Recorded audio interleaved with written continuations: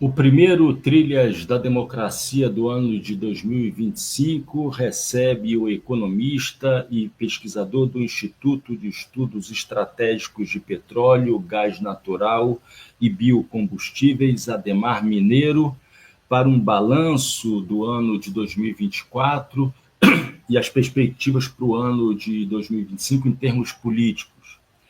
Isso tendo como fio condutor o cerco sobre o governo Lula III e a sua capacidade de reação a esse cerco. Adhemar, seja bem-vindo ao Trilhas da Democracia, é um prazer enorme recebê-lo aqui nesse primeiro programa de 2025. Seja muito bem-vindo, Adhemar. Obrigado, Marco, obrigado pelo convite. Como de hábito, tocando trilhas comigo, advogado e assessor jurídico do movimento sindical cultista, Normando Rodrigues. Tudo bem, Normando?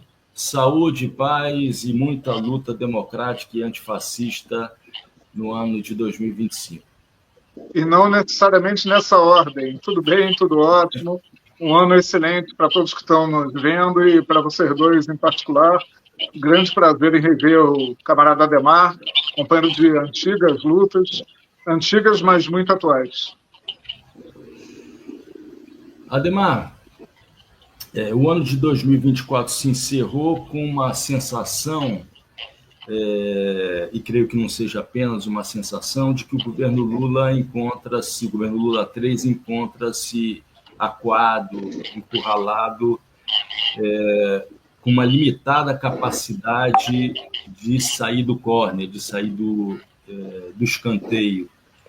E isso sem esboçar uma capacidade, sem esboçar uma reação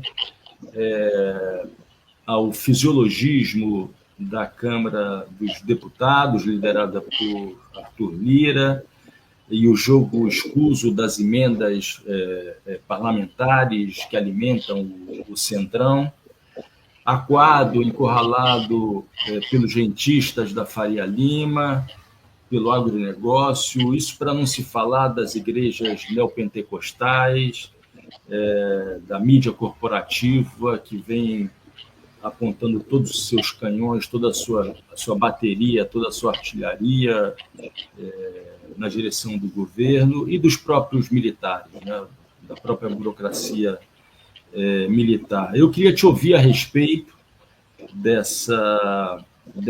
da correlação de forças existente atualmente entre, de um lado, o governo Lula III e os vários setores que eu acabo de citar. Isso olhando para trás, olhando para o ano de 2024, mas também eu queria te ouvir sobre as tuas expectativas em relação ao ano de 2025, que é um ano decisivo para a grande disputa que vai acontecer em outubro de 2026, ou seja, as eleições presidenciais, a eleição para governadores e a eleição para a renovação do Parlamento Brasileiro. Por favor, Adhemar, fique inteiramente à vontade para responder na ordem que você bem entender. Ok, Marco. Eu gostaria primeiro de começar com uma comparação que eu acho importante. Essa é uma situação de pressão muito evidente, uma tentativa de enquadramento do governo, mas não é a primeira vez que o Lula convive com essa situação. A gente, às vezes, perde um pouco no tempo algumas memórias, mas se a gente recordar o que foi 20 anos antes, foi relativamente parecido, pelo menos do ponto de vista das forças econômicas. Claro, tem uma grande alteração, eu acho, que é a questão de um debate, digamos, de forças mais políticas. Mas do ponto de vista das forças econômicas, se a gente lembrar o que foi 2003 e comparar com 2023, a gente vai ver que quando começou lá o primeiro governo Lula, você tinha aí uma pressão gigantesca também. Essa pressão tinha começado em 2002 face ao ataque especulativo, quando àquela altura todos os principais candidatos à presidência da República têm que dar o seu aval ao acordo que o governo Fernando Henrique tinha feito com o Fundo Monetário Internacional. Esse aval buscava garantir a manutenção do que era chamado de tripé macroeconômico, ou seja, as taxas de juros determinadas aí pelo programa de metas de inflação, como aliás é até hoje, a questão do câmbio flutuante, que tinha sido instituído quando o Plano Real, que eu chamaria de Plano Real 1, naufraga, porque a gente tem que lembrar, o Plano Real 1, que vigorou aí de 94 até 98, ele tinha como uma das suas bases a âncora cambial. Então, não tinha câmbio flutuante no Plano Real 1. E ali, no primeiro ataque especulativo, no final do ano de 98, a gente tem que lembrar, o governo Fernando Henrique, o primeiro governo Fernando Henrique, termina o seu mandato nas cordas, já fazendo um acordo com o Fundo Monetário Internacional, que é anunciado pouco depois do primeiro turno. O Fernando Henrique ganhou aquela eleição no primeiro turno, e assim que ele ganha, em 98, é anunciado a grande fuga de divisas naquela altura, e que o Brasil teria que fazer um acordo com o FMI.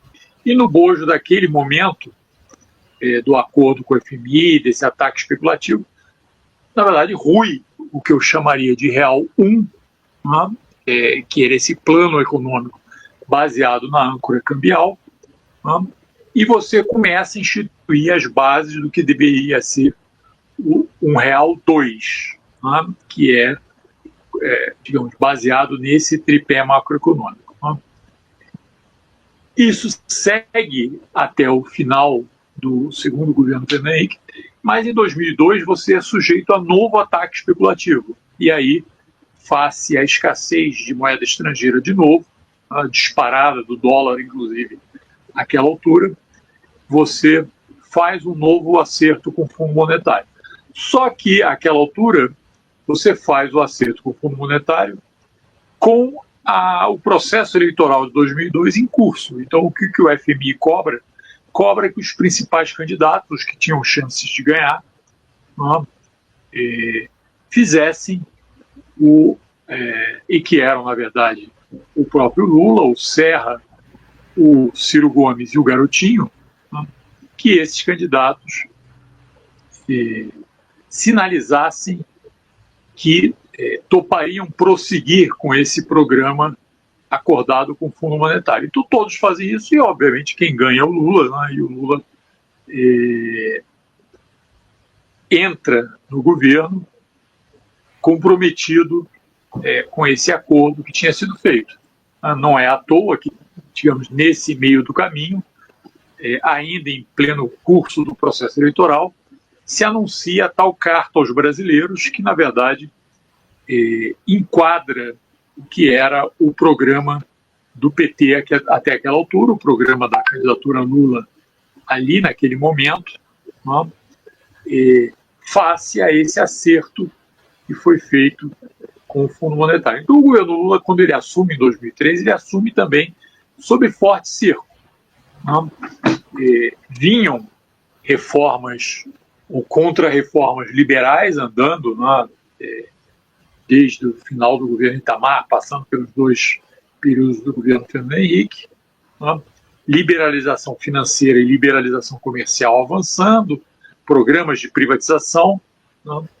Então, é esse quadro que essas forças econômicas liberais, especialmente o capital financeiro,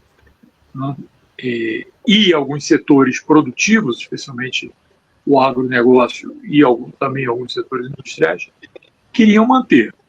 Em 2023, o que acontece é que, também, de certa forma, vinha um programa de contra-reformas liberais, desde a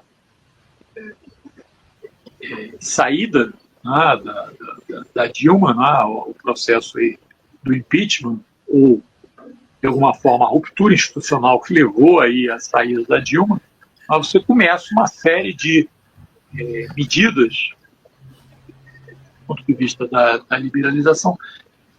Digamos, algumas ficam mais evidentes num primeiro momento, né, eu acho que talvez a mais popular, ou mais impopular, né, mas a que ficou mais conhecida tenha sido a reforma sindical e trabalhista, mas você também tem aí, ao final do governo Temer, a questão da lei do teto de gastos, a reforma previdenciária, no começo.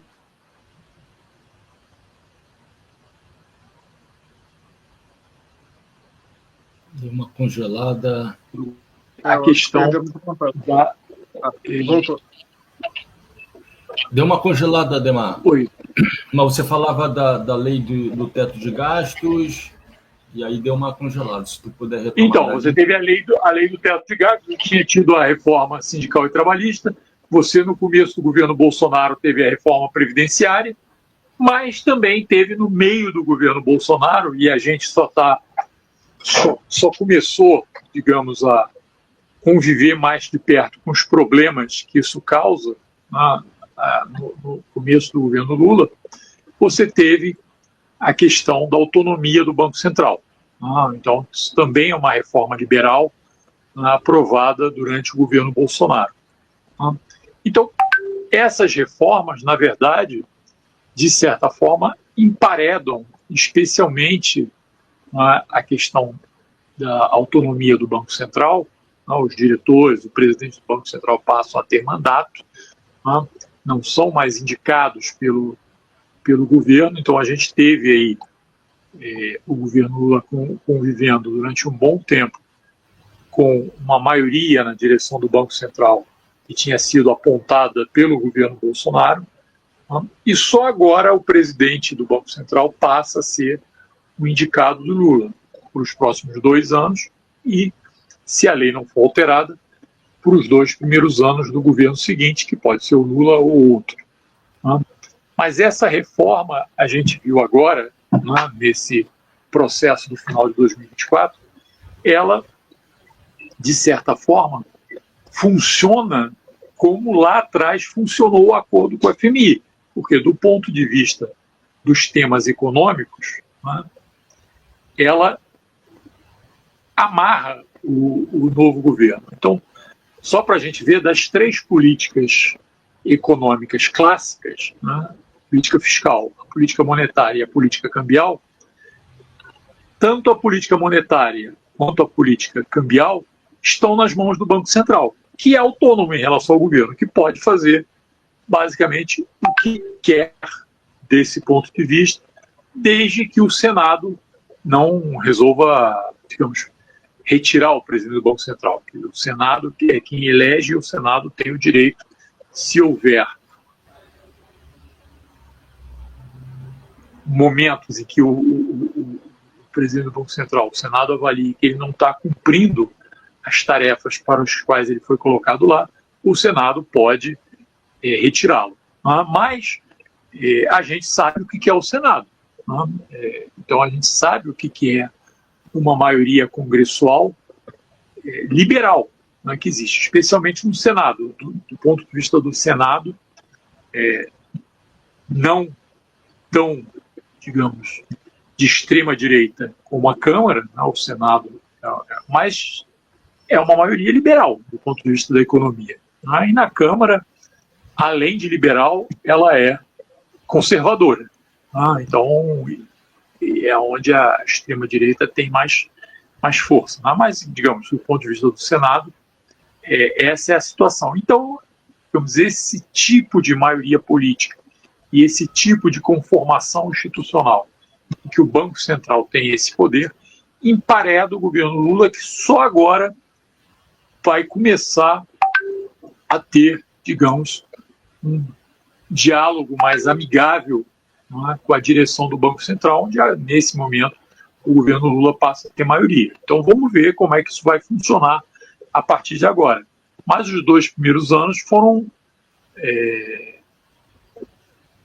operados num ambiente extremamente hostil do ponto de vista de você construir uma política econômica alternativa. Né?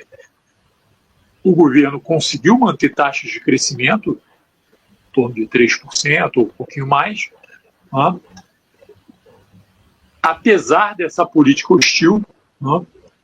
Mas o que estava sinalizado no final do ano passado, e a gente vai ter que ver se isso se mantém no Banco Central, é uma política ainda mais hostil, uma elevação da taxa de juros, né?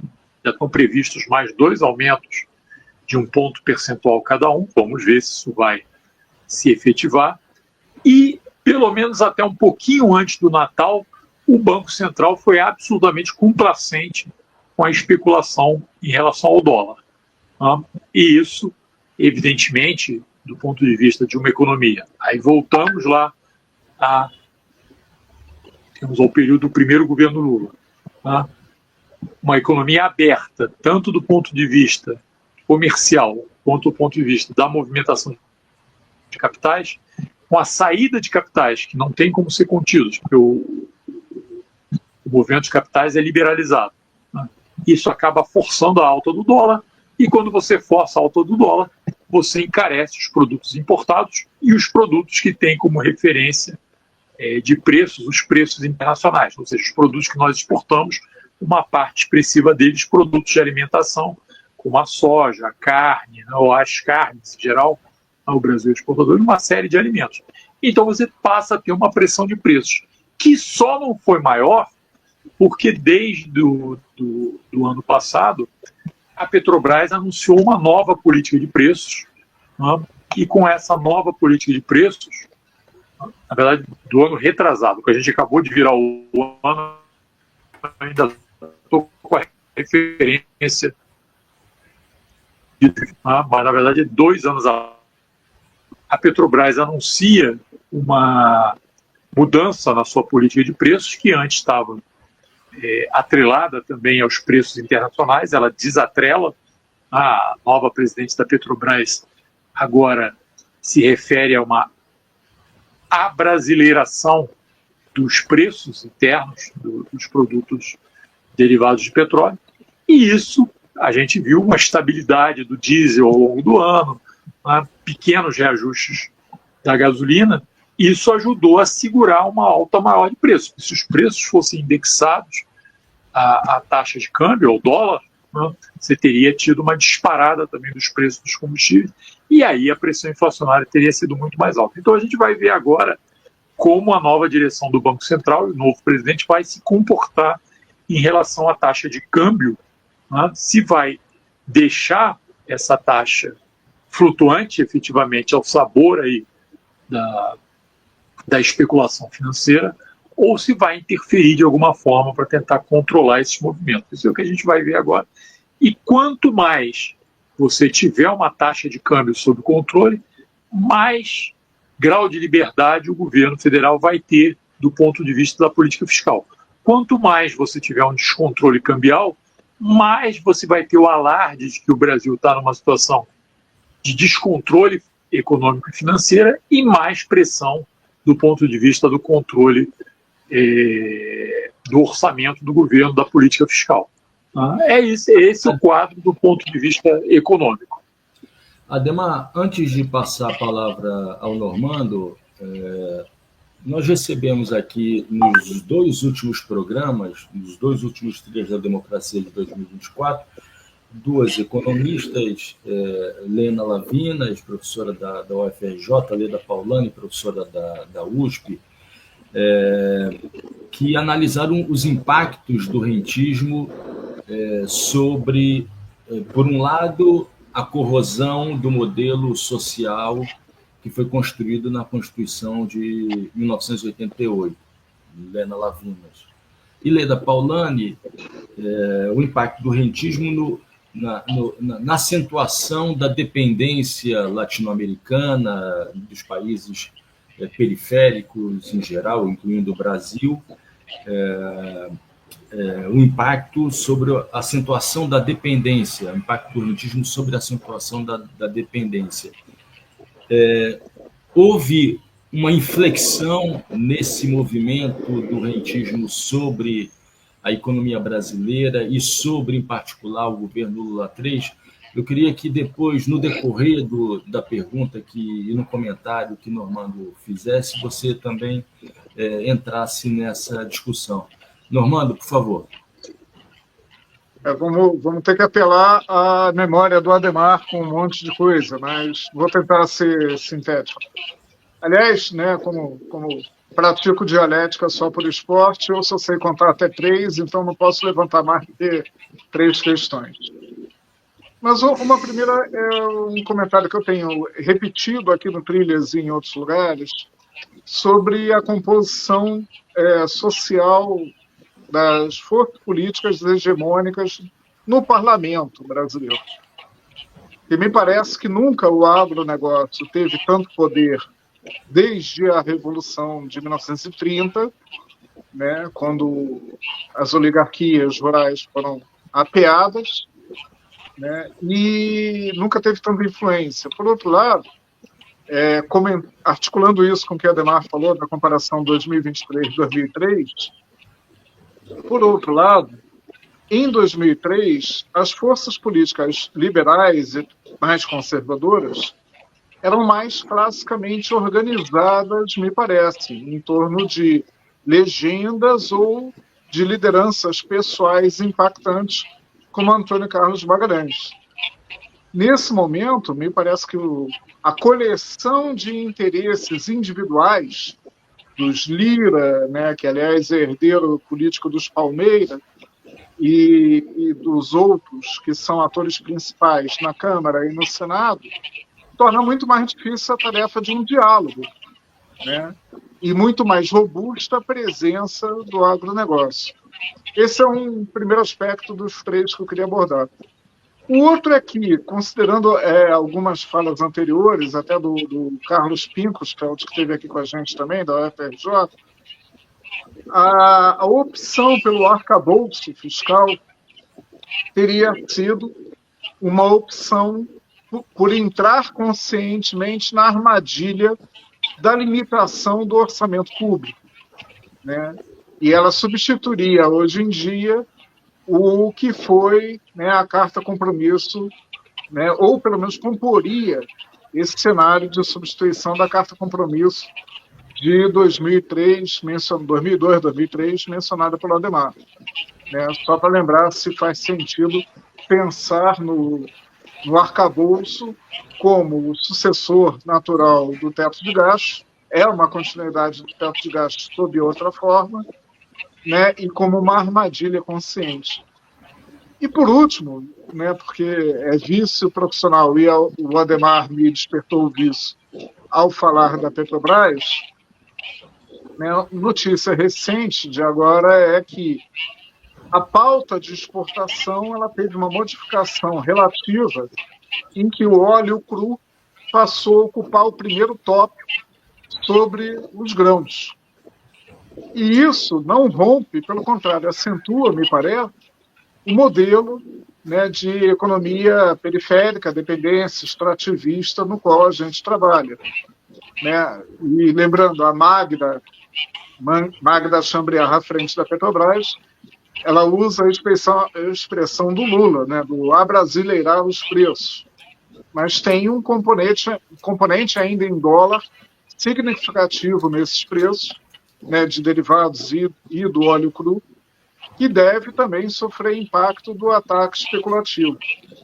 Enfim, tudo considerado, Adhemar. A luz que está no fim do túnel é do trem que está vindo? Olha, achei até que vocês iam colocar mais um elemento que a gente ainda nem colocou, porque o trem que está vindo, na verdade, vai vir daqui a 17 dias. Né? Que é quando o novo presidente dos Estados Unidos tomar posse. Aí a gente vai entrar, eu nem entrei ainda nessa questão, porque eu estava deixando mais para frente. Mas eu acho que essas questões que você colocou, Normando, elas são muito ricas. Né? E, na verdade, o que a gente teve no primeiro governo Lula, lá atrás, em 2003, foi que você teve um debate no interior do PT sobre o que deveria ser feito, né, do ponto de vista do Congresso, né, em que você tinha uma opção de negociar com vários pequenos partidos, né, ou privilegiar, como tinha feito o Fernando Henrique lá atrás, negociar com alguns grandes partidos, né, o PFL e o PMDB, que ficavam ali dentro do Congresso sem, digamos, uma expressão do ponto de vista do Executivo. Né? Então, o Lula, quando entrou, a opção primeira foi negociar com essa série de pequenos partidos. O seu próprio vice, né, vinha na época do Partido Liberal, àquela altura, que depois foi mudando de nome, o José de Alencar, apesar de que, aparentemente, durante todo o seu tempo ativo, porque também depois de algum tempo ele começou a ficar muito doente, foi talvez o menos liberal no interior do governo. Era quem mais batia na questão da taxa de juros, era quem mais batia nas questões comerciais, se mostrou aí uma figura dessa tradição industrialista muito mais do que se tinha visto ele em qualquer outro momento antes de virar vice-presidente da República. A partir daquele momento, apesar de que o governo Lula acabou, e depois com a Dilma a gente viu isso, negociando com um grande partido, que era o PMDB, essa estrutura partidária ela foi se esfacelando. E, a partir de 2014, se esfacelando mais ainda, porque o PSDB, que era um dos grandes, que teve, digamos, o governo duas vezes, desde ganhando as eleições em 1994 e 1998, começa a se esfacelar também. Então você passa a ter uma série de pequenos partidos, você tem um ambiente ali na metade da segunda década desse século de uma proliferação de partidos no Congresso, mas a partir da reforma eleitoral e partidária no final dessa primeira década, você volta a ter uma concentração. Então agora você tem, digamos, novos grandes partidos, como o PSD, por exemplo, que aparece como um partido grande. Então o PP, você vai tendo, digamos, partidos grandes, que, de novo, não tem como os partidos grandes lá do final da década de 90, início desse novo século, que eram o PFL e o PMDB. Eles não têm, digamos, cacife, não têm nomes para disputar a eleição majoritária para o Executivo, mas eles têm um peso congressual muito grande, que obriga qualquer força política que esteja no governo a negociar com eles. Então essa é a situação do parlamento. E aí, digamos, como esses grupos operam no parlamento, é o problema, porque, digamos, cada vez mais, e o governo, isso começou, na verdade, lá no governo Dilma, com o esfacelamento do governo Dilma, que começou a negociar caso a caso para tentar escapar do processo de impeachment, mas isso se reforçou durante o governo Temer, que era uma pessoa que tinha sido presidente do Congresso, que conhecia muito bem os interesses dos partidos, mas especialmente os interesses dos parlamentares, e disso que se convencionou se chamar de baixo clero do Congresso, mas isso fica ainda mais evidente com o governo Bolsonaro, e com o governo Bolsonaro a partir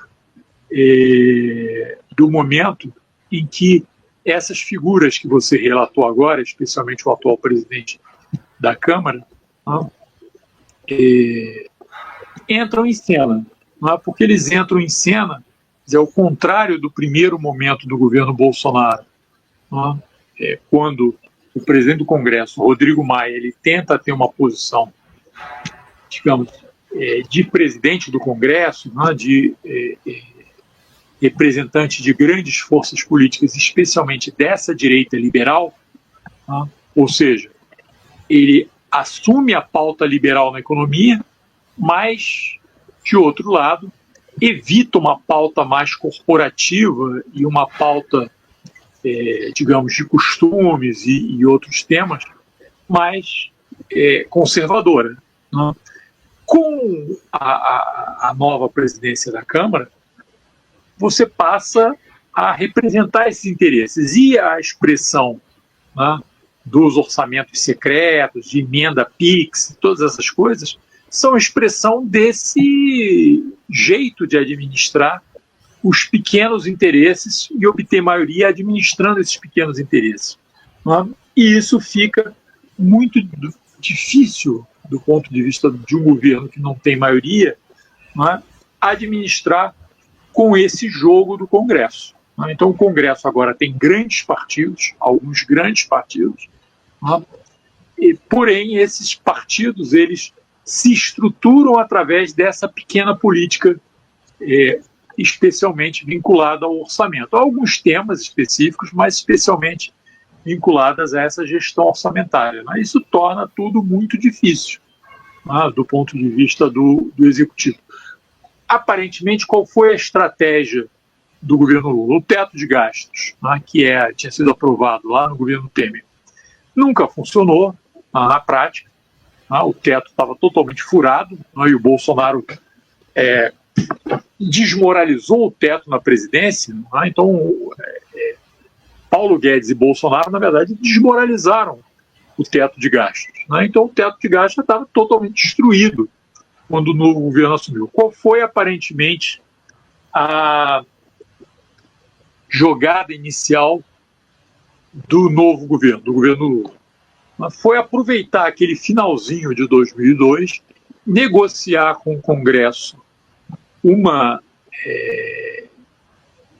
período de graça, digamos assim, né, ali durante o ano de 2003, onde você não precisaria se limitar ao teto de gastos, e combinando que seria feito ao longo desse ano, de graça, também um acerto para você criar uma nova institucionalidade de limitação de gastos, que acabou se convencionando de chamar de novo arcabouço fiscal. É isso que você relatou, que as colegas economistas discutiram aí nos programas anteriores.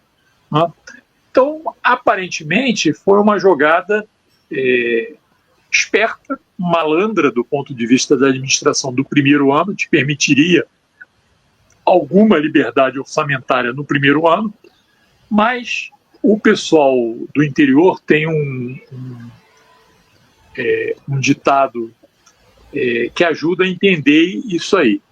A esperteza, quando é demais, ela vira bicho e come o dono.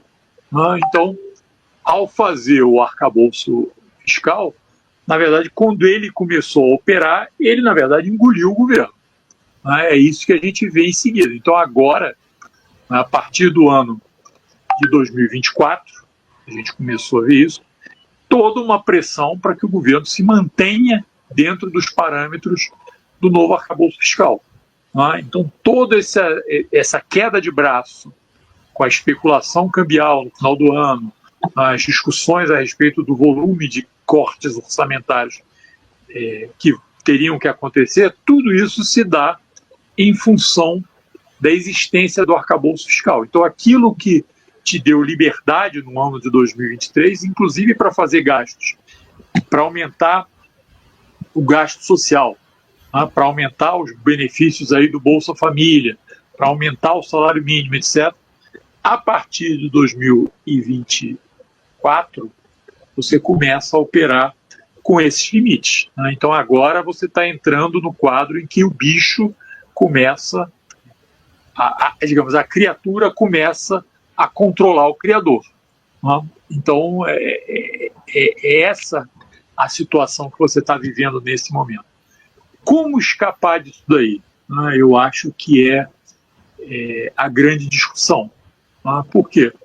Porque, evidentemente, como vocês já levantaram, o ano de 2025 é um ano fundamental, porque é o ano que antecede o ano eleitoral de 2026. Se houver um enquadramento do ponto de vista fiscal a partir do arcabouço fiscal, você vai pisar no freio. Até agora, nesses 2 primeiros anos, o que aconteceu?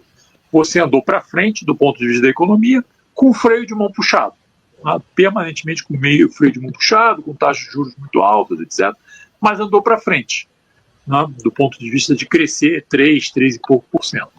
Né? Agora você começaria a andar para trás, né? A desacelerar fortemente com os cortes de gastos, né? E começaria, digamos, a ter dificuldades desse ponto de vista exatamente no momento em que você vai preparar, né, a situação eleitoral do ano de 2026, que é um ano que a gente vai começar o ano discutindo os nomes dos candidatos.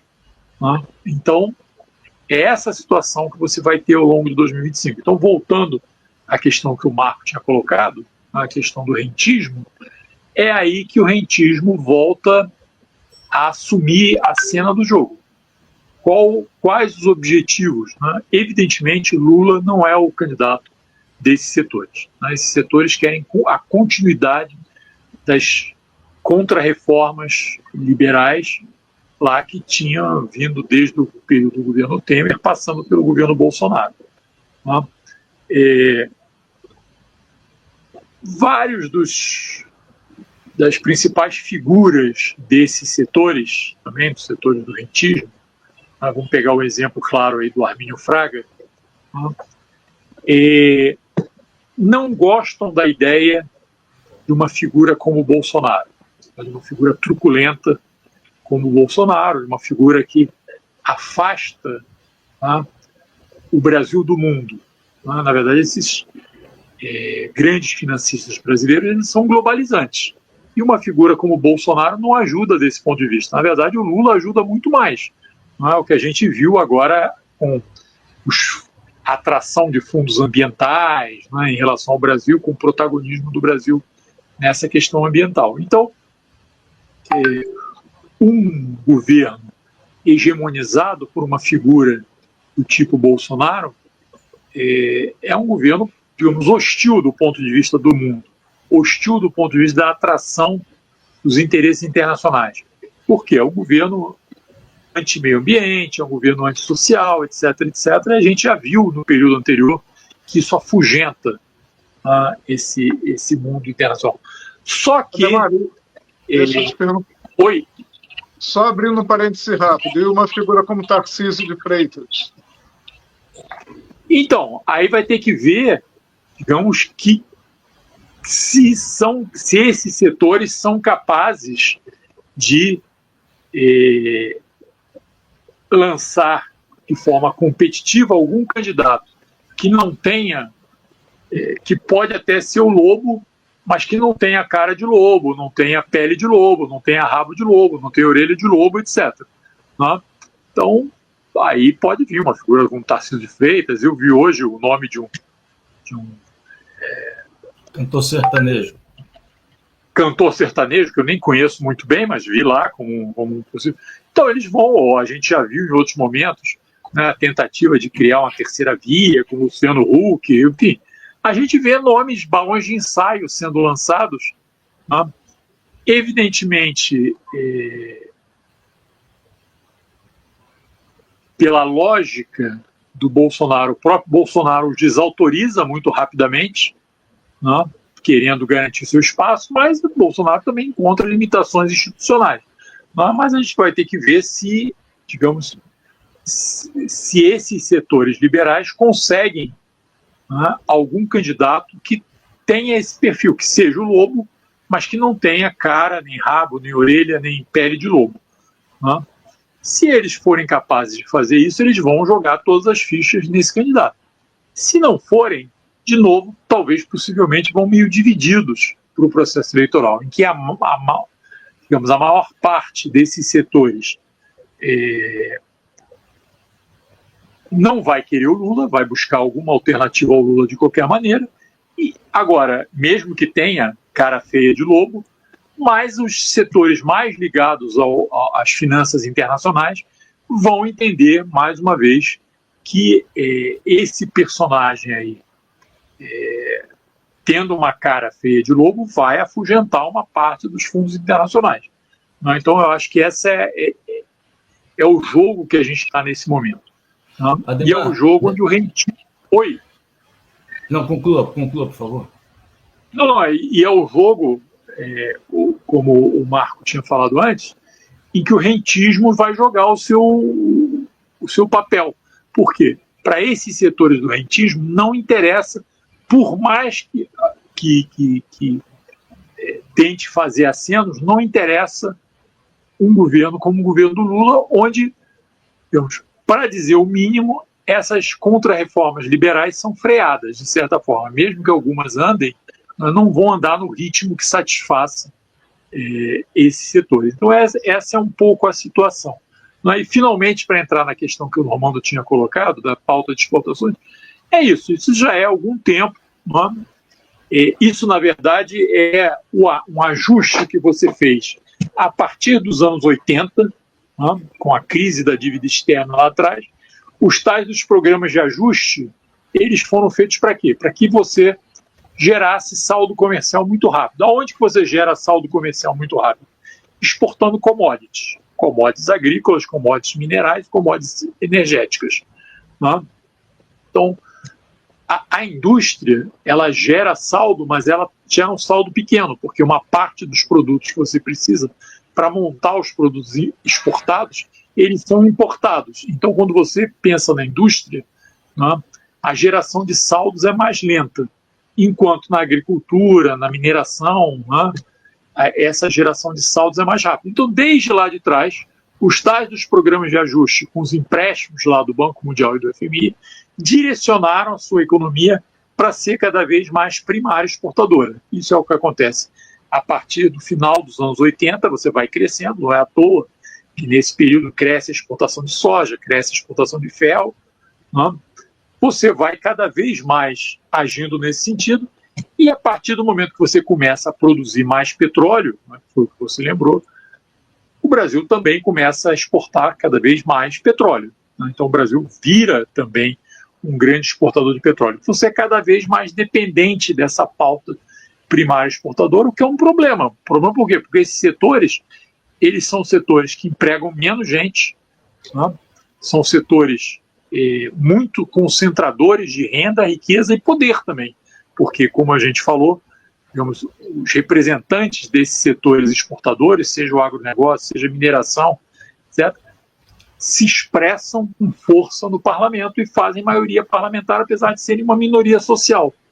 Então, esse é um problema evidente. Essa concentração de renda, riqueza e poder na mão desses setores é um problema no Brasil, como um problema em toda a América Latina. Ademar, eu vou me abstrair um pouco de nomes, possíveis nomes, eventuais nomes nas eleições de 2026, para te fazer uma questão sobre, na verdade, a estrutura política brasileira e a mudança na estrutura política brasileira em torno de 2013, 14, 15. Você fez referência aqui aos principais partidos que se consolidaram na disputa política travada entre um bloco liderado pelo PT e outro bloco liderado pelo PSDB, que marcaram o Brasil pós-1988, nos anos 90, a primeira década do século XXI, e que, me arriscando a ser muito criticado, eu posso analisar como sendo uma fase de grande política no Brasil. Quer dizer, havia projetos claramente identificados com o PT e o bloco liderado pelo PT, e um projeto político também nacional identificado com o PSDB e seus aliados. E isso rui de maneira muito veloz nesse período compreendido entre 2013 e 2016, vai lá. E o que se assiste é essa fragmentação dos partidos no parlamento que se unificam em torno do orçamento secreto, das emendas PIX, que você também fez referência. Dizendo de outra maneira, né, a corrosão dessas grandes estruturas partidárias, que, como eu disse, sabendo do risco de ser muito questionado, representavam uma grande política no Brasil no período pós-1988, a corrosão dessas estruturas partidárias abriu as portas do inferno, no sentido da corrosão da democracia política, mas o que é tão grave quanto, né, a corrosão do nosso presidencialismo, né, que, como bem dizia Brizola, é a única possibilidade de se implementar políticas transformadoras no Brasil. Eu queria que, nessa reta final, com a expectativa de que a gente faça essa discussão de maneira permanente a partir de março, eu queria que tu analisasse os riscos já presentes para a nossa democracia e para o nosso presidencialismo, dizendo de outra maneira, com essa nova estrutura de poder, com essa nova estrutura de partidos políticos, o presidencialismo brasileiro e o potencial transformador de um governo Lula se vê muito limitado, muito acuado, né? Eu queria que você analisasse essa situação e também dissesse quais são as possibilidades de reverter essa situação. Por favor, Ademar, lembrando que nós temos aí 15 minutos, estamos na reta final do programa. Por favor, Ademar. Tá bom, Marco. Olha, eu acho que aí a gente teria que voltar um pouco no que foi a Constituição de 88. Né? Lembrar que, digamos, nos períodos, você teve em 88, como teve em 46, né, por exemplo, depois de um período de centralização política, né, seja com a ditadura Vargas lá atrás, seja com os militares a partir de 64, você tem, digamos, uma retomada do poder do Congresso, mas mais do que isso, você tem uma retomada dos poderes regionais. Né? Então, no Brasil, cada vez que você tem, digamos, uma retomada democrática, imediatamente você refaz um arranjo em que os estados, o poder dos estados, né, o poder, digamos, da representação regional, ele aparece com muita força. Né? Então, é essa situação que você teve a partir de 88, novamente, assim como você tinha tido lá em 46. Né? E o que acontece, aparentemente, nesses momentos? Né? Com a Constituição de 88, né, você aumentou muito o poder do parlamento. Né? Você aumentou, digamos, do ponto de vista dos poderes, né, você teve, digamos, alguns compromissos. Né? Então, um compromisso, digamos, do ponto de vista do legislativo foi ampliar o poder do legislativo, né? O poder do rito orçamentário, por exemplo. Né? E isso, digamos, cada vez mais os parlamentares vão usando essa situação. Então, não é uma situação simples. Não foi simples também para os liberais. Se a gente lembrar, os governos Fernando Henrique, né, seja o primeiro, seja o segundo, reclamaram muito também do parlamento. Né? Reclamaram que várias reformas tinham dificuldade de caminhar no parlamento, que eles enviavam as propostas e tinham que ficar lá negociando o tempo todo. A própria reforma que instituiu aí a possibilidade da reeleição, se a gente lembrar, houve enorme contestação em relação a isso e aparentemente teve toda aquela questão de que a proposta só teria sido aprovada com a combinação com alguns parlamentares, todas as denúncias a respeito de pastas rosas, etc., né, que teriam levado à aprovação durante o primeiro governo Fernando Henrique, da possibilidade de reeleição. Então, mesmo essas reformas, né, elas tinham dificuldades. A gente vai lembrar, por exemplo, do governo Fernando Henrique, da crise que se abre com a briga do PFL e do PMDB expressas na questão ACM e Jader Barbalho, né, no Senado, né, a briga pelo poder no Senado, e quem seria, digamos, o aliado preferencial aí do PSDB no eventual governo mais à frente. Sempre você teve essas crises. E lá atrás, quando você consolidou isso, é bom a gente lembrar que a votação a respeito do presidencialismo ela foi uma votação à parte. Né? Os parlamentares não decidiram sobre isso, eles decidiram não decidir. Né? Então a gente foi para uma votação em que era uma votação absolutamente exótica, né? Em que você votava em presidencialismo ou monarquia e em parlamentarismo ou não parlamentarismo. Né? O que poderia levar, inclusive, a uma coisa absolutamente exótica, que você votasse por uma monarquia sem parlamentarismo, que seria uma coisa esdrúxula, naquela altura em que a gente não sabia nem quem iria ser o rei. Né? Mas, enfim, então foi montado um arcabouço institucional e depois se viu como é que ia ficar o topo desse arcabouço. Né? Que o Congresso montou uma estrutura muito próxima do parlamentarismo, né? Mas acabou, digamos, o parlamentarismo sendo derrotado no plebiscito, né? Em que se efetivou o presidencialismo mais uma vez. Né? Então você ficou com uma estrutura meio híbrida. Né?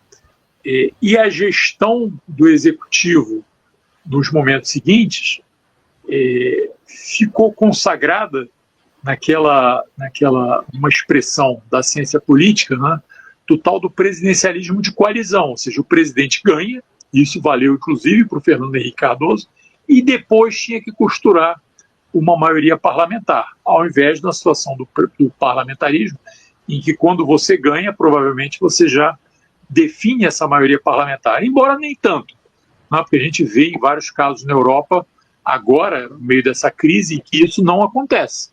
Né? Você tem o parlamentarismo, mas depois do processo eleitoral você sai negociando para construir maiorias parlamentares. Né? Então essa é a situação do presidencialismo brasileiro. E agora, como eu falei, né, desde a segunda metade dessa segunda década do século XXI, você tem uma reestruturação dos grandes partidos no Brasil. Então, alguns permanecem, né, como é o caso do PT ou do PMDB, que continuam grandes partidos, mas alguns outros aparecem e alguns desaparecem, né, como é o caso do PSDB, que acabou ruindo. Né? Então, você ainda está no momento, né, em que essa situação está sendo, de alguma forma, discutida. Né? A reforma eleitoral e partidária, ela é muito nova, né? E ela começou a ser testada nessas eleições. Né? A questão de como é que você faz as coalizões eleitorais está sendo testada. Né?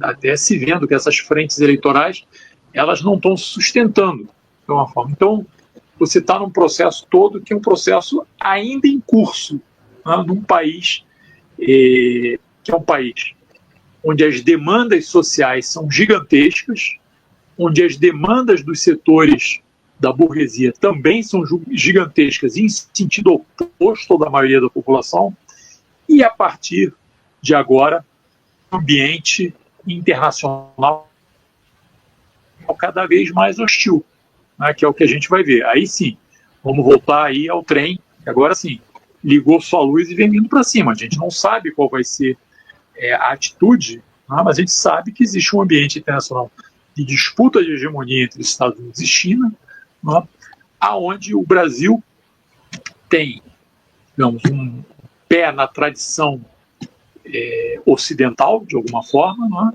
e dos últimos 20 anos tem como seu principal parceiro econômico e também uma movimentação internacional, através de BRICS e outras estruturas, de aproximação com a China. E a gente sabe que os setores dominantes do ponto de vista econômico no país, eles têm a cabeça em Miami, a cabeça nos Estados Unidos, talvez uma parte das contas correntes também lá fora, mas ganham dinheiro no comércio com a China. Então o bolso é chinês e a cabeça estadunidense. Então, de alguma forma, a gente vai ver agora o que exatamente vai acontecer. A gente já viu isso um pouco no governo Bolsonaro, essa relação com a China, em que o presidente da República e seus familiares parlamentares batiam duro na China e o vice-presidente, a ministra da Agricultura, saíam correndo para Pequim para dizer não é bem assim, ele está falando para o público interno, nós queremos continuar sendo bons parceiros comerciais, não leve em consideração aquilo que está sendo falado para o público interno. A gente viu a mesma coisa até recentemente no caso da Argentina, em que o governo Menem disse cobras e lagartos a respeito dos comunistas chineses na campanha eleitoral, no comecinho do governo, e imediatamente, uma vez no governo, começou a fazer bons negócios, e contou com a China, inclusive, para resolver alguns dilemas graves do ponto de vista de balanço de pagamentos argentino em alguns momentos. Então é isso, você tem um quadro em que você tem uma disputa de hegemonia, e nessa canoa latino-americana, especialmente, e o Brasil é parte disso, você tem um pé em cada canoa diferenciada. Você tem uma tentativa de manter aí boas relações com os Estados Unidos, de um lado, mas você tem cada vez mais negócios mais estruturados com a China. E é isso que a gente vai ver a partir do momento em que o governo Trump assumir e a sua estratégia para lidar com essa contradição. E aí, se ele conseguirá arrastar os países latino-americanos nessa sua estratégia, ou se isso vai gerar conflitos. Então, isso daí, digamos, vai ter rebatimento também no parlamento brasileiro, evidentemente. Quando a gente fala, o agronegócio tem um peso grande. Bom, com quem que o agronegócio, para onde que o agronegócio vende? Para onde que a grande mineração vende? Vendem para a China. Eles vão expressar essa sua relação econômica numa parceria política maior, ou vão arriscar os bons negócios que tem hoje em troca de sabe-se lá o que do ponto de vista político. Então, a equação é uma equação que hoje tem muito mais incógnitas do que possibilidade de solução. Então, é isso que a gente vai ver a partir de 20 de janeiro, como é que vai andar. E isso tem reflexo aqui dentro nessa discussão que a gente vai estar colocando. Que foi colocado aqui. Qual a movimentação do parlamento brasileiro? Como é que ele vai se mover nessa contradição? Qual o peso e para onde vai a extrema-direita? Se a extrema-direita faz um discurso muito anti-chinês, talvez o agronegócio, que está tão próximo deles até esse momento, talvez tenha alguma relutância em continuar com isso, porque o seu principal mercado é o mercado chinês. Como é que isso vai andar? Não faço a menor ideia. A gente vai ver ainda como é que isso vai se desenvolver e, evidentemente, quais vão ser as jogadas, tanto dos Estados Unidos quanto da China, a respeito dessa fidelização dessa classe da hegemonia econômica dentro do Brasil. Adhemar, muitíssimo obrigado. Espero que essa tenha sido apenas a primeira de muitas outras participações tuas no Trilhas da Democracia. Aqui a gente não guarda segredo, não tem por que guardar segredo. Na verdade, no último programa de 2024, a gente já havia dito que a partir do dia 8 de março, o Trilhas da Democracia vai passar a ter 2 edições por semana, uma sábado ao vivo às 17 horas de análise da conjuntura política e no domingo às 15 horas de debates sobre livros lançados, né? Um fio condutor mais acadêmico, mas sempre político. E, Normando, eu queria te pedir para encerrar esse programa de hoje, dizendo quais as tuas expectativas em relação a isso que vai começar a acontecer simbolicamente, no dia 8 de março próximo. Quais são as tuas expectativas? 8 de janeiro. Não, 8 de março. Nosso 8 de março. O Trilha da Democracia aos sábados e domingos. Eu queria que você dissesse quais as suas expectativas em relação a essa nova fase do Trilha da Democracia. Eu acho que a expectativa grande que a gente tem é de, no sábado, ter um debate de conjuntura dinâmico, né? Mais atualizado e mais, digamos assim, contextualizado na semana que aconteceu, que a conjuntura, ainda mais por tudo que nós estamos discutindo, por tudo que o Adhemar, inclusive, falou, ela se pinta com mais célere, mais dinâmica. A história está em passo acelerado, como gostava de dizer o Hobsbawm depois da queda do muro. E o sábado deve ser isso, e no domingo com espaço para uma reflexão mais acadêmica, mais acumuladora de conhecimento, dentro da área da teoria crítica e com respeito ao marxismo e com perspectiva de intervenção na realidade. Então, acho que é um ano que promete bastante, e não por acaso a gente vai começar no Dia Internacional da Mulher. E hoje, Adhemar, repetindo os agradecimentos, agradeço também o fato de Adhemar ter me feito perder a vergonha de sentir alguma coisa que eu já venho sentindo há muito tempo, que é saudade do PSDB. Obrigado, Normando. Mais uma vez, muito obrigado, Adhemar. O Trilhas fica por aqui. Na próxima semana, a gente continua com esse diálogo sobre o que foi 2024 e as expectativas em relação a 2025 dentro do campo político. Até lá, um grande abraço. Abraço. Abraço. Tchau, tchau.